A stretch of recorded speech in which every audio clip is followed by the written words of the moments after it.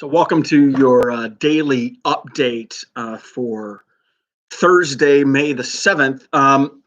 There isn't a ton of new information, but I do want to call attention to a couple of things. First of all, I want to make sure that everybody's aware that one, we have now added some resources. If you've been closed for an extended period of time, there are some really great resources out there that we wanted to put into your hands that could help you take into consideration everything that you may need to do in order to get back open if you've been temporarily closed. One from from NCMIC. Anyway, you can jump out to the article, take a look at those resources. There's extensive information and things you want to take into consideration. Another big thing is some additional potential, and I want to key on that word, is potential financial help for some of our doctors' offices or employers, if you will. And it's actually through the CARES Act. It was an IRS gig, and it's an employee retention credit. So it is actually a payroll tax credit possibility. It's based on wages. It's based on the employer contribution portions and what can be reduced there. It's on a quarterly basis. There's a number of different things, but here's the key. If you received any funds through PPP, through the Paycheck Protection Program, you would not be eligible.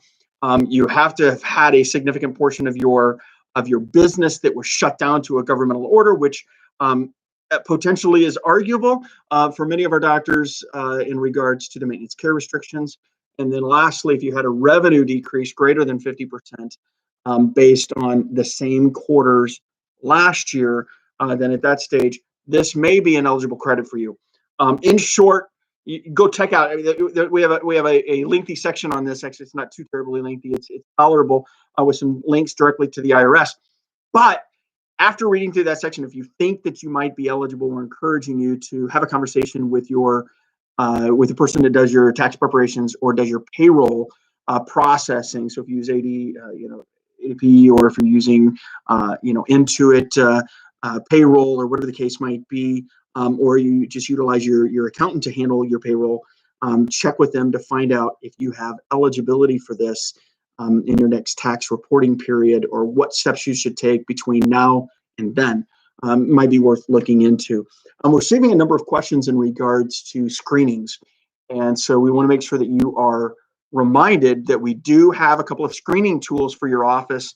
One is for patient visits, and it clearly goes through all of the CDC identified symptoms, and it gives a quick, easy checklist for both a pre-screening for an advance of the appointment, and then as they're entering your office to do the screenings. And then it gives you clear documentation to protect from in liability cases, and also just for quality control inside your office to make sure that all the I's are dotted and T's are crossed. Additionally, then we have one for staff as well.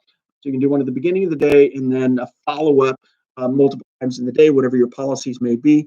But the recommendations are multiple times a day for staff members, especially in health settings.